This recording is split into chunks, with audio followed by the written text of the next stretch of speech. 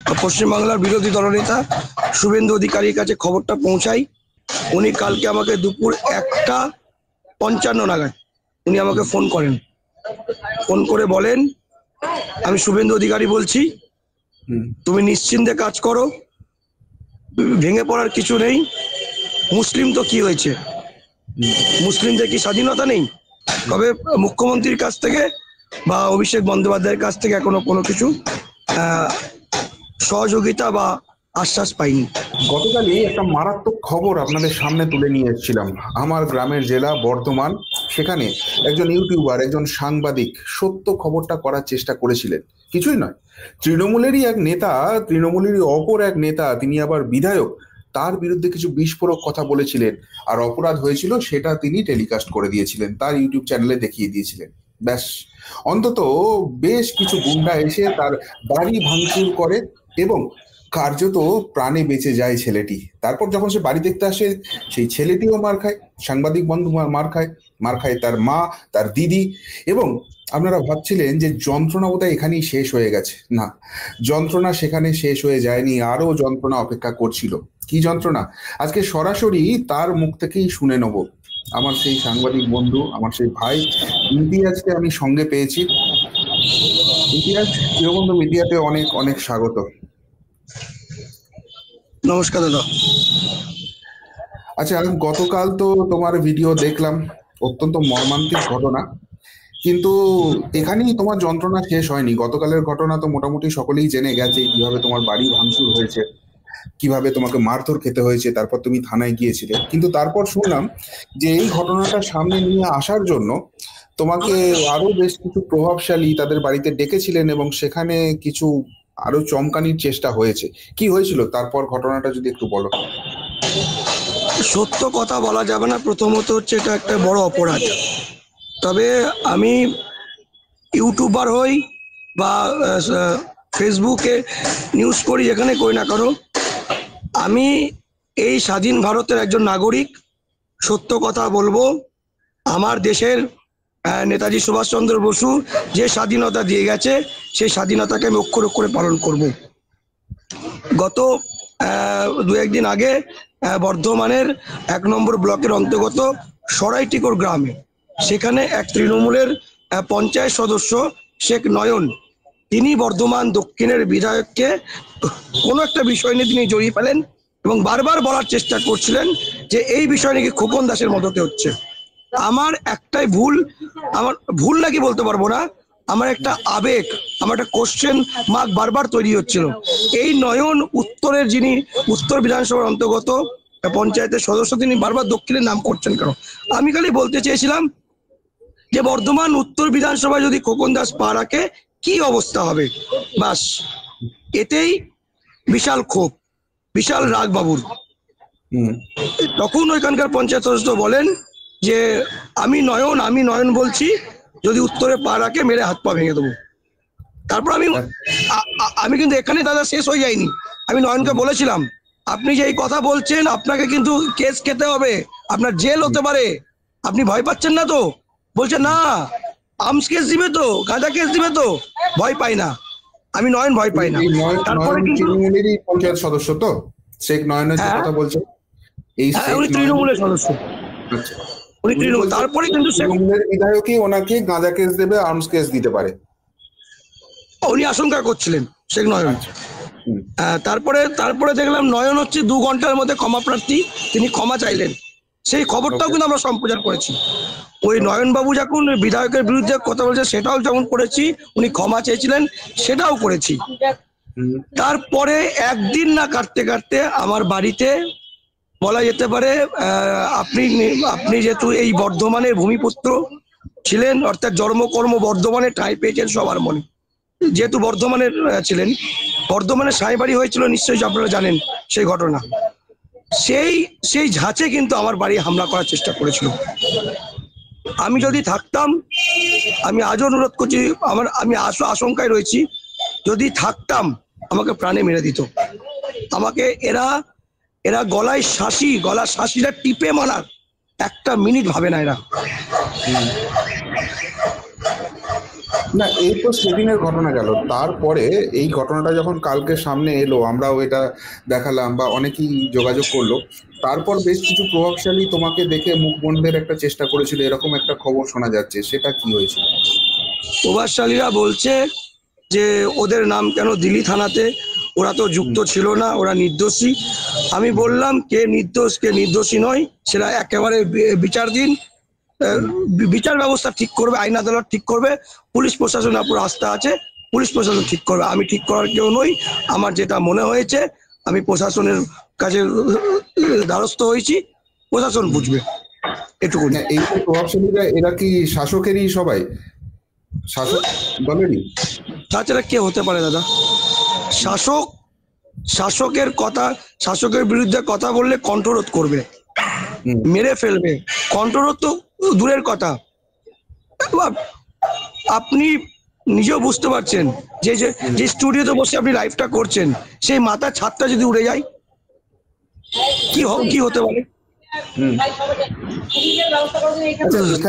বাইরে তৈরি করেছি, কষ্ট করে বাইরে তৈরি করেছিলাম। মানে দেখা যায় না, চোখে দেখা যায় না যেভাবে ভাঙচুর করেছে, মানে ফ্যানের ব্লেড গুলোকে পদ্মর পাপড়ির মতো বসিয়ে দিয়েছে। এবং যে আশঙ্কা তুমি করছিলে বাড়িতে থাকবে, বাড়ির মধ্যে অস্ত্র পড়েছিল, একটা লোহার অস্ত্র বন্ধ পড়েছিল, অস্ত্রটা পড়েছিল। এবং সেটা হলো ঘটনাস্থলে এখন দেখতে যাই, যখন স্পটে হাজির হই আমি, আমার মা, আমার সাংবাদিক বন্ধুদেরকে রীতিমতো চমকায় ওরা, ফোন ভেঙে দেয় তাদের, এবং নাম করে বলছে এইসব রিঙ্কু, ফতেমা বিবি, ইনি হচ্ছেন ওখানকার তৃণমূলের নেত্রী ইনি এতটাই ওনার প্রভাব।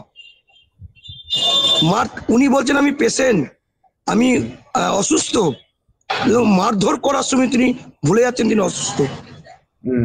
আমাকে এই গালে 2-3 থাপ্পড় মেরেছে, আমার মায়ের চুলের মুঠি ধরে রাস্তায় ফেলে মেরেছে, আমার দিদিকে মেরেছে, আমার বাচ্চাগুলোকে মেরেছে, আমার ভাগনা ভাগ্নিদেরকে। কি অবস্থা! আচ্ছা, এত বড় যে ঘটনা হলো, থানায় যে রিপোর্ট করলে সেটা কি এফআইআর হিসেবে নেওয়া হয়েছে না জিডি হিসেবে নেওয়া হয়েছে? কি কি ধারা দেওয়া হয়েছে?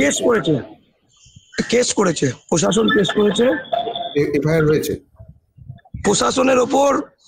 আমি দাদা আপনাদের সত্যি কথা বলছি, এখনো বন্ধ বলছি, প্রশাসন আজও সক্রিয়, আইন আদালত আজও সক্রিয়, প্রশাসন আজকে সক্রিয় বলে এখনো পর্যন্ত আমি আমার নিঃশ্বাসটা চলছে, আপনাদেরকে ইন্টারভিউটা দিতে পারছি। পুলিশ প্রশাসন খুব ভালো কাজ করেছেন, বর্ধমান থানার আইসি তিনি খুব ভালো কাজ করছেন, তিনি গতকাল একেবারে রাত 3:30 অবধি লাগাতার অভিযান করেছেন এবং 2 জনকে গ্রেপ্তার করেছে, আরো বাকিদেরকে গ্রেপ্তার করছেন উনি, ব্যবস্থা নিচ্ছেন উনি। আচ্ছা, না কিন্তু এবং আরেকটা কথা বলবো দাদা, আমাদের বাংলার বিরোধী দলনেতা শুভেন্দু অধিকারী, তিনি কিন্তু পরে আসি, শুভেন্দুর প্রসঙ্গটা একটু পরে আসছে, ওই নিয়েও আমার কিছু প্রশ্ন আছে। এখানে গতকাল তোমার ভিডিওতে বারবারই তুমি যেটা অভিযোগ করছিলে যে খোকন দাসের বিরুদ্ধে খবর করার জন্য এই হামলা হয়েছে, খোকন দাস বর্ধমান দক্ষিণের বিধায়ক। তো এই যে পুলিশের অভিযোগ জানিয়েছে, সেখানে কি এই খোকন দাসের বিষয়টি সেখানে উল্লেখ করেছে, বা পুলিশ সেই অ্যাঙ্গেলে কোনো তদন্ত করছে? এখনো খোকন দাস এর মধ্যে কোনো রকম কোনো ইনভলভমেন্ট আছে? খোকন দাসের নাম উল্লেখ করিনি আমি জিডিতে। আমি যারা অভিযুক্ত, যারা ওখানকার যাদের নেতৃত্বে, যাদের আঙুলে চোখের ইশারা চলে, তবে বলা যেতে পারে দাদা সন্দেশখালীর শাহজাহানের মতো রাজত্ব বর্ধমানের খাগড়াগড়ে বর্ধমান দক্ষিণের আন্ডারে যেটা পড়ছে, হ্যাঁ, শাহজাহানের মতো রাজত্ব। বলা যাবে না কিছু বিধায়কের বিরুদ্ধে, আমি এখনো বলছি, আগামী দিনও বলবো, চোখে চোখ রেখে কথা বলবো। বিধায়ক যা করবেন করতে পারেন, আমি ভয় পাবো না, যান চলে যায় যাবে, প্রাণটা চলে যায় যাবে, আমি কিন্তু এইভাবে কথা বলে যাবো। দুর্নীতির মুখোশ খুলতে যত দূর এগোতে হয়, তথ্য হাতে তথ্য নিয়ে আমি মুখোশ খুলবো। আমি এখনো বুঝতে পারছি না বর্ধমান দক্ষিণের বিধায়ক খোকন দাস তিনি এত কেন ভয় পাচ্ছেন। তিনি তড়িঘড়ি সাংবাদিক বৈঠক করতে বাধ্য হয়েছেন। তারপরে দাদা আর একটা বড় কথা হচ্ছে, জাত বিবাদ তো যেমন ভাগ করা হয়, সাংবাদিকের মধ্যে তিনি ভাগ করছেন, আরে ও তো একটা মোবাইলওয়ালা, এই ধরনের কথা বলছে, ওই মোবাইলওয়ালা, মোবাইল দিয়ে রিপোর্টার, ছোট সাংবাদিক। কখনো কখনো বিভিন্ন আমাদের যে সাপ্তাহিক পত্রিকা, সেই পত্রিকাও তিনি বলেন কোথায় কিছু নাই, 1 টাকার পত্রিকা, কেউ কেউ পড়ে না এগুলো। আমরা ইউটিউবে খবর করি, ফেসবুকে খবর চালি, মানে আমরা ছোট, আমাদের কোনো মূল্য নাই। আমাদের মূল্য নাই, কিন্তু সেই জন্য মুখ বন্ধ করার জন্য এত বড় গুন্ডা বাহিনী পাঠাতে হচ্ছে তোমার বাড়িঘর ভাঙচুর করার জন্য, তোমাকে প্রাণে মারার জন্য। আমাদের কোনো মূল্য নাই, সেই জন্য আমার বাড়িতে সুদূর কালনা, ওই বর্ধমান জেলারই কালনা থানা থেকে 22 জন পুলিশ এসেছে আমার বাড়িতে রেড করার জন্য। 1 বছর ধরে আর ভয়ে মামলা তুলতে পারছে না কোর্টে, এত আমরা ছোট সাংবাদিক। তো ঠিক আছে, সেটা কোনো ফ্যাক্টর নয়। আমি আরেকটা বিষয় জানতে চাইবো, কালকে ভিডিওতে তুমি একটা কথা বলছিলে বারবার, যে আমার ঘরের যে এই অবস্থা হয়েছে, মাননীয় মুখ্যমন্ত্রী মমতা বন্দ্যোপাধ্যায় দেখুন, অভিষেক বন্দ্যোপাধ্যায় দেখুন। তো তারা কি দেখেছেন? এখন অব্দি কোনো খোঁজ খবর কি তারা নিয়েছেন?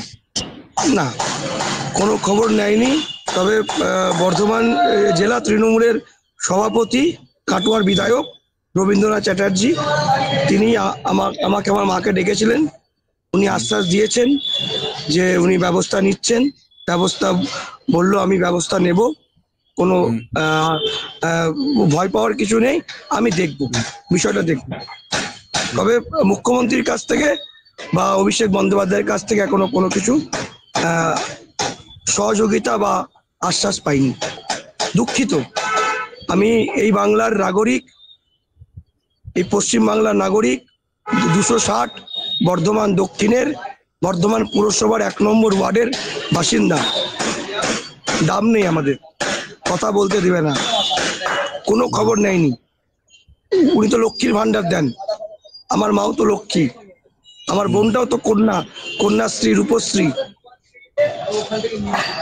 আমাদের কেন খবর নিলেন না? আচ্ছা, খবর নেওয়া প্রসঙ্গে আর একটা কথা, যেটা একটু আগে উঠেছিল, আমি তখন স্টপ করে দিলাম। একটা কথা আমি বারবারই এই শাসক দলের তরফ থেকে শুনতে পাই, যে বিজেপি হচ্ছে হিন্দুদের পার্টি, এবং শুভেন্দু অধিকারী মাননীয় বিরোধী দলনেতা, তিনি এই হিন্দু মুসলিম বিভাজনটা করছেন। এবং এই রাজ্যের মুসলিম সম্প্রদায়ের যদি মসিহা কেউ হয়ে থাকে, তাদের ভালো যদি সত্যি কেউ করে থাকে, সেটা হচ্ছে এই রাজ্যের শাসক দল। এবং এই রাজ্যে ভুল করে যদি বিজেপি ক্ষমতায় কোনোদিন চলে আসে, এই রাজ্যের মুসলিমরা প্রচন্ড রকম অসুবিধায় পড়বে, তাদেরকে হয়তো ভারত ছেড়েই চলে যেতে হবে, এরকম একটা ন্যারেটিভ আমরা বারবারই শুনি। কিন্তু গতকাল এই ঘটনা ঘটার পর, যেখানে তুমি তোমার ভিডিওতে অভিষেক বন্দ্যোপাধ্যায়, মমতা বন্দ্যোপাধ্যায়ের কাছে আর্জি জানিয়েছো, তাদের কাছ থেকে কোনো খোঁজ খবর নেই। শুভেন্দু বাবুর কি ভূমিকা ছিল এবং কি হয়েছে সেই ব্যাপারটা একটু বলো। আমি গতকালকে যখন এই ফেসবুক লাইভ করি, পশ্চিমবাংলার বিরোধী দলনেতা শুভেন্দু অধিকারীর কাছে খবরটা পৌঁছাই। তিনি একেবারে আমার সঙ্গে ঘটনা ঘটার, মানে সকালবেলায় যখন হয়েছে ঘটনা ঘটার, বর্ধমান থানায় অভিযোগ জানানোর পরেই উনি কালকে আমাকে দুপুর 1:55 নাগাদ উনি আমাকে ফোন করেন। ফোন করে বলেন, আমি শুভেন্দু অধিকারী বলছি, তুমি নিশ্চিন্তে কাজ করো, ভেঙে পড়ার কিছু নেই। মুসলিম তো কি হয়েছে, মুসলিমদের কি স্বাধীনতা নেই? মুসলিমরা কাজ করতে পারবে না? 100 বার কাজ করবে, আমি কথা দিচ্ছি তোমার পাশে আমি থাকবো। এবং উনি শুধু কালকে দুপুরবেলাতেই, হয়তো আমরা ভাবি যে পার্টির পলিটিক্যাল নেতা নেত্রীরা এই দেখবো বলে ছেড়ে দেয়, না, শুভেন্দু বাবু কিন্তু তারপর গতকাল রাত্রেও সন্ধ্যে 7টায় ফোন করেছেন, রাত্রি 10টায় ফোন করেছেন, ইমতিয়াজ কি খবর, কেমন আছো তুমি এখন, কিছু হয়নি তো তোমার? না দাদা, কিছু হয়নি। বলেছেন, উনি বলেছেন আমি তোমার পাশে থাকবো, তোমার মাকে, তুমি মায়ের সঙ্গে থাকো, ভারত মাতার সন্তান তুমি, ভয় পাবে না। তবে দাদা, বর্ধমানে দক্ষিণ বিধানসভার খোকন দাসের যারা অনুগামী, তারা বিভিন্ন চ্যানেলে শুভেন্দুদার মানে সহযোগিতা করছে বলে ধন্যবাদ জানিয়েছি। তো সেটা নিয়ে বর্ধমান দক্ষিণের তৃণমূলের খোকন দাসের যারা অনুগামী, তারা বিভিন্ন সোশ্যাল মিডিয়ায় পোস্ট করছে যে আজ থেকে প্রমাণ হয়ে গেল এই সংখ্যালঘু, এই মুসলিম, ইমতিয়াজ বাংলাদেশি, পরিষ্কার বোঝা গেল। এবং ইমতিয়াজ বিজেপির বড় দালাল। বুঝতে পারছি না। আরে দাদা, আপনাদের যদি ঘর বাড়িটা ভাঙচুর হয়, আপনারা কি যদি কোনো বিরোধী নেতা নেত্রীরা পাশে দাঁড়ায়, সে কি দালাল? এরা শাসক দল করে। এই ঘটনার পর তুমি কি প্রকাশ্যে বলতে শুরু করে দিয়েছো যে আজ থেকে আমি বিজেপি করি, শুভেন্দু অধিকারী জিন্দাবাদ? সেটা তো বলছো না। একটা মানুষ পাশে দাঁড়িয়েছে, একটা মানুষ দাঁড়ায়নি, জাস্ট সেই সত্যিটা মানুষের সামনে নিয়ে আসছো। অবশ্যই এই বিচারিতারাই আমি বলতে চাইছি যে হিন্দু মুসলিম যেটা করা হচ্ছে সেটা শুধুমাত্র ভোট ব্যাংকের ন্যারেটিভ। কাজের সময় কিন্তু দেখা যাচ্ছে যারা রাষ্ট্রবাদী, যারা ভারত মাতার সন্তান, না তাদের নিয়ে সত্যি বিজেপিরও কোনো প্রবলেম নেই এবং আমরা সকলেই ভাই ভাই সেই সেই মেন্টালিটি কাজ করি। যদি সেটাই একটা কথা বলতে বাধ্য হচ্ছি, ভোট আসে ভোট যায়, সরকার ক্ষীর খায়, সেই ক্ষীরের স্বাদ আমরা পাই না। ক্ষীর নিজেরা খাচ্ছে, ক্ষীরের স্বাদ আমরা পাচ্ছি না। ভোটের সময় যে তুমি মুসলিম আমি হিন্দু, যদি হিন্দু মুসলিমের ব্যাপারই থাকতো তোমার খবর তো সামনে এখন আনার কোনো দরকার ছিল না, বরং আমি বলতাম ভালো হয়েছে মুসলিম মা খেয়েছে। শফিকুল ইসলাম বন্ধু, রোজিনা রহমান আজকে আমার বোন। আমি এখনো পর্যন্ত বুঝতে পারছি না, বর্ধমান দক্ষিণের বিধায়ক, উনার বাড়ি থেকে আমার বাড়ি বেশি দূর না, উনি গতকালকে তড়িঘড়ি সাংবাদিক বৈঠক করতে পারলো, আমার বাড়িতে এসে একবার খবরটা নিতে পারলো না যে ছেলেটা কেমন আছে, তার মাটা কেমন আছে, পরিবারটা কেমন আছে। উনি শিক্ষক দিবস পালন করলো, সংস্কৃত লোকমঞ্চে শিক্ষক দিবস পালন করলো, আমার বাড়ি আসার একবার সহানুভূতিটা ওনার হলো না। পয়সার সাংবাদিক, 1 টাকার সাংবাদিক, তা 1 টাকার সাংবাদিক হলেও কি মানুষ নয়? এটা তো মা মাটি মানুষের সরকার চলছে, মা মাটি মানুষের দল বলে তো। আমাদের দাম নেই, আমরা হচ্ছি মোবাইলওয়ালা। তাহলে খোকন বাবু, আপনার তো ফেসবুকে যে পেজটা আছে সেটা কি আপনার টিভিতে চলে নাকি? আপনার ফোনেই তো চলে। এত কেন ভয় পাচ্ছে আমাদের মতো বাংলার প্রান্তে প্রান্তে যারা আমরা ছোটখাটো ইউটিউব ফেসবুক চালাই, সত্য খবর তুলে ধরি, কেন ভয় পাচ্ছে জানি না। আর আমি সত্যি কথা বলছি দাদা, আমার লড়াই যেন আরেকটু শক্ত হয়ে গেল, হাতটা আরেকটু আমি মজবুত হয়ে গেল হাতটা আমার। অভিষেক বন্দ্যোপাধ্যায় বলে না, ফুল যত কাটবে ফুল তত গড়বে। আমিও আজকে বলছি, আমাকে যত মারবে আমি আরো বেশি করে গর্জে উঠবো, আমার বাড়ি যত ভাঙবে আমি বেশি করে গর্জে উঠবো। দেখা যাক। একদম একদম। সবুজ সেনার সেনাপতি কবে আমার খবর নেন, বাংলার বাঘিনী কবে আমার খবর নেয় জানি না, এখন আশাই হয়েছে ওনার। একদম। এই যে ভাঙচুর হলো জানি এটা একটা প্রচন্ড টাফ ফেস, মুখে বলা যত সহজ সেটাকে ফেস করা রীতিমতো শক্ত। কিন্তু এই পুলিশি হ্যারাসমেন্ট, এই ধরনের গুন্ডারাজ, লিগাল নোটিশ, কন্ট্রোলের চেষ্টা, এটা হবে এবং হবে তখনই যখন তোমার খবরটা ইম্প্যাক্ট করবে। আমি আমার অভিজ্ঞতা থেকে বলছি, এটা তোমার কাজের স্বীকৃতি পেলে আসবে। এতদিন ধরে যে লড়াইটা করছো সাংবাদিক হিসেবে, আজকে ঠিক জায়গায় ঢিলটা মারতে পেরেছো, যে কারণে আর কোনো কিছুতে থামাতে পারলো না, এইভাবে মারধর করে প্রাণটা কেড়ে নিয়ে থামানোর চেষ্টা করলো। থামার কোনো ব্যাপার নেই, লড়াই হবে, কাঁধে কাঁধ মিলিয়ে লড়াইটা হবে। এবং প্রিয়বন্ধু মিডিয়ার যেটা পলিসি জানোই, এই ধরনের ব্যাপারে আমরা সব সময় সমস্ত সমর্থন নিয়ে পাশে আছি। যে কোনো ব্যাপার হবে, যখন হবে, আমার মোবাইল খোলা আছে 24 ঘন্টা। হয়তো কোনো কাজে থাকলে তুলতে পারবো না, একটা মেসেজ ড্রপ করবে, ডেফিনেটলি আমি যেভাবে পারবো সাথে থাকবো। এবং মাননীয় বিরোধী দলনেতা তিনিও তো জানিয়েছেন যে পাশে থাকবে, লড়াই চলবে, ভেঙে পড়বে না, আমারও একটাই কথা। অসংখ্য ধন্যবাদ দাদা, খুব ভালো থেকো, আবার দেখা হবে, কাজ চালিয়ে যাও। নমস্কার। দেখলেন বন্ধুরা কি অবস্থা। এই যে ন্যারেটিভ, যে কোশ্চেনটা আমি আরো বেশি করে জানার চেষ্টা করছিলাম, যেহেতু আমার জেলার ছেলে শেখ ইমতিয়াজ, যে এখানে কি হচ্ছে আলটিমেটলি। না, হিন্দু মুসলিম কোনো ব্যাপার নয়, আমরা সকলেই ভারত মাতার সন্তান। এবং এই শাসকের গায়ের জ্বালা একটা জায়গাতেই করে, সেটা হচ্ছে সত্যিটা সামনে নিয়ে এলে। যদি ইমতিয়াজ কোনো কোনো ভুল করে থাকতো, আইনি পথে তার সঙ্গে মোকাবিলা করা যেত। যদি তার খবরের মধ্যে কোনো ভুল থাকতো, সত্যতার অভাব থাকতো, সেটা করা যেত, কিন্তু সেটা করা যাচ্ছে না। আর সেই জন্য এইভাবে ভাঙচুর করা হচ্ছে।